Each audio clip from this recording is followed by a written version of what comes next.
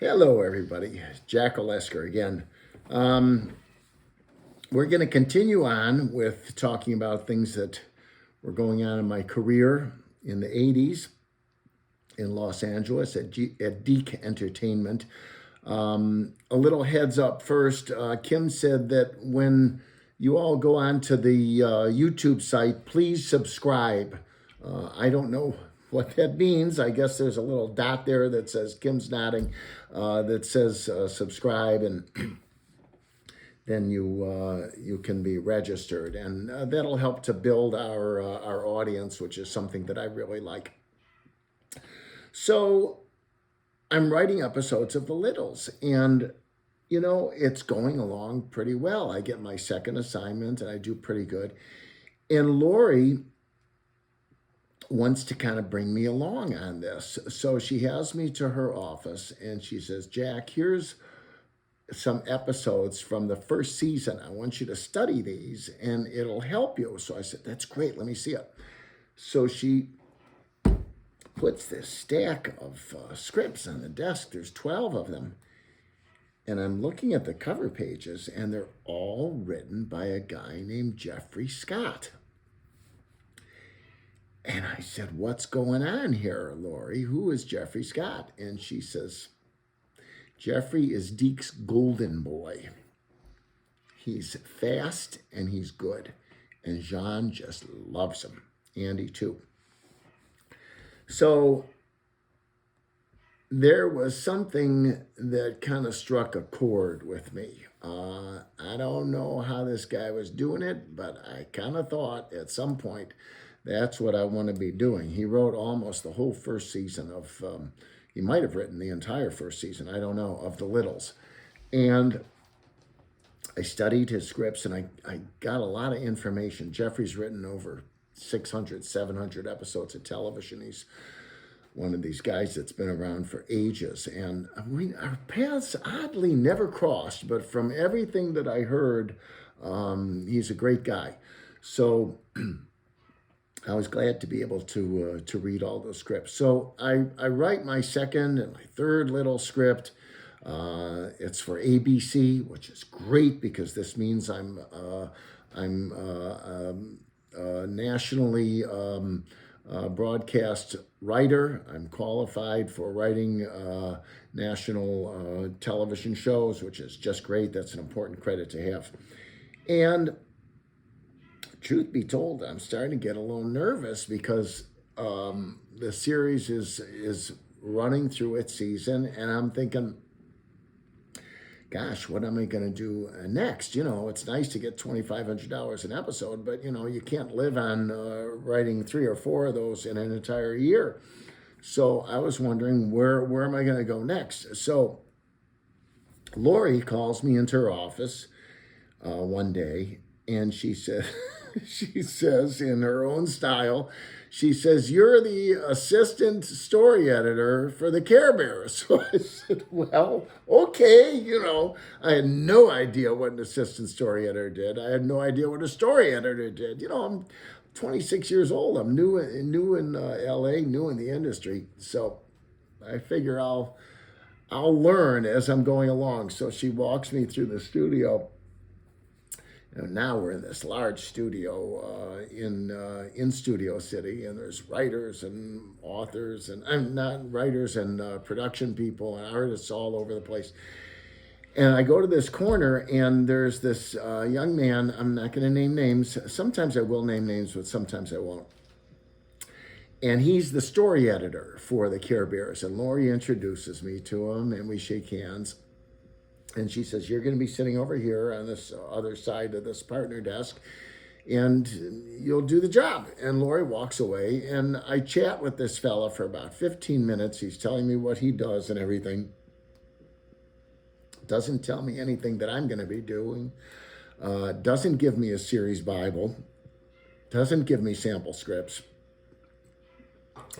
This guy, he was a nice enough fella. Okay, but I'm talking about the business side of the entertainment industry now. And he was really a nice guy, okay?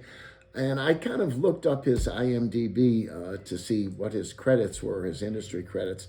He's written a lot of episodes of television over the years, but he was never a story editor again after he worked at DIC. I think now he's teaching a course in writing at a college, which was really the right place for him. So one of the telling questions that I asked him, I said, where are we at on the delivery schedule? I know delivery is very important. And he says, we're 2 weeks behind. So I said, well, that's not real good. So I really kind of don't know what I'm supposed to do the first couple days that I'm there. And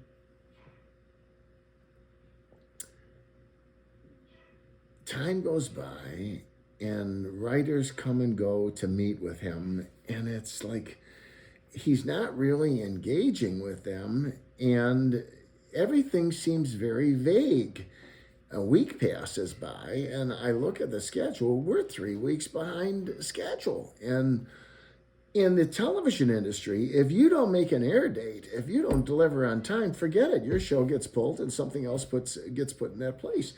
Well, that means if the show gets pulled, I don't have a job, And, Kim likes to use a phrase once in a while, it's us or them. And it's true, you got to look out for number one. So I just don't know what to do. I'm flummoxed. This guy is my boss, my immediate supervisor. Well, fortunately, I know this fella named Kevin O'Donnell, who is, I don't know if he was VP or what his real title was, but he was a top guy in production at DIC. A wonderful guy, engaging, charming, drop-dead handsome guy, long blonde hair. So used to be a surfer. Maybe he still surfed at the time. A movie star, handsome guy, and so easy to get along with. And he was one of the people that I kind of buddied up with early at DIC. And one day I'm in the hallway, and Kevin says, Jack, how's it going on Care Bears? And I said, Kevin, not so good. I said, we're 3 weeks behind. I said, I'm worried pretty soon we're going to be 4 weeks behind. And, I really don't know what to do. And without blinking, he says, well, you just got to get him fired. That kind of like knocked the air out of me. Welcome to the business world. But he definitely had a point, because the way we were going, we weren't going to have a show. So I walk into Andy's office, and I said, we got to talk. And I tell him everything that's going on. There comes a time you got to lay your cards on the table.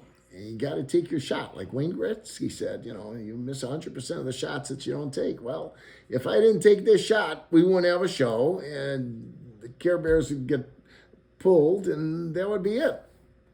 So I said, we're behind schedule. I said, we're not getting enough scripts assigned out, and I don't know what to tell you. So Andy says, well, you got to tell me what you need to tell me. And, Andy's a businessman. He's one of the greatest businessmen that I ever knew, along with Haim Saban and John Chalopin. And I said, I'll tell you what I know. This guy doesn't know what he's doing. And that was the end of the meeting. And I went home, and I spent a sleepless night. I was tossing and turning. I didn't know, listen, I'm putting it out there, and I'm talking about the guy that's my immediate supervisor, so I don't know if I made the right move or not. Come in the next day, and Lori meets me in the hallway. She says, come in my office. I go into her office, and she says, you're the story editor for Care Bears. So I said, well, okay.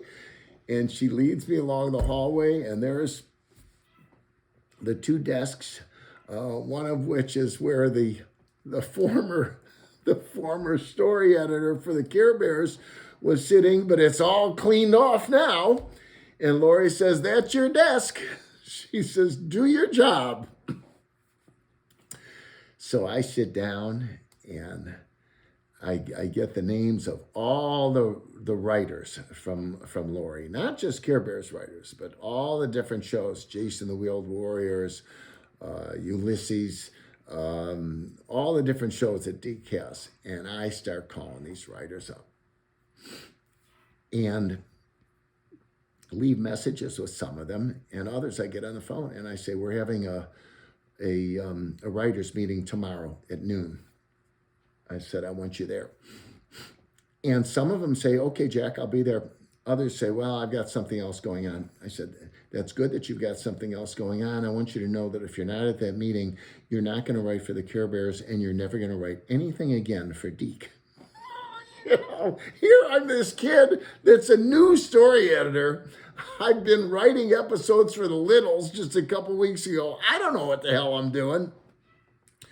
But man, you know, l'audace, toujours l'audace, okay? Always audacity. So next day at noon, I go into the conference room. I got 10 writers in there. And they're taking notes, and we're talking about the show, and I'm telling them in 48 hours, I want to get springboards from each of you, a minimum of 3 springboards. I said, and we'll move it up the line, we'll get them approved, and I'll get you script assignments. So I'm in the conference room, there's a large window, and while I'm talking with these writers, Andy Hayward's walking past the conference room, and he looks inside, and there's these 10 writers, and I'm at the head of the table, and he looks at me, and I look at him, and he goes like this. So I knew I took my shot, and my shot turned out to be pretty good. And we got into action on Care Bears. I wrote some of the episodes. It was a great situation at DIC, because when you wrote episodes for a show that you were a story editor on, you would get paid. You wouldn't get paid the script fee as much as if you were freelance, but you got paid. I think I was getting $1,500 an episode, which was pretty good in addition to my salary. And we knocked it out of the park. And within a week, we were only 2 weeks behind schedule. And within 2 weeks, we were 1 week behind schedule. And within 3 weeks, we were 2 weeks ahead of schedule. So Jack's tip jar is that the entertainment industry on this side of the desk, the executives that are running it, it's not for everybody. It's not for the faint of heart. It's a landscape that's filled with landmines, but it can be very lucrative. It can be long-term employment. It can be lifelong employment. And if you're going to get into that side of the industry, then you've got to be willing to take your shot. You can't just sit there behind a desk and think that it's all going to come to you. My dad used to say, you must make it happen. And whether you're writing a script, whether you're writing a novel, or whether you're a story editor, or whether you're the president of a motion picture and television studio like I was in Chennai, India, you got to take your shot. Hope you enjoyed this episode. We'll see you soon.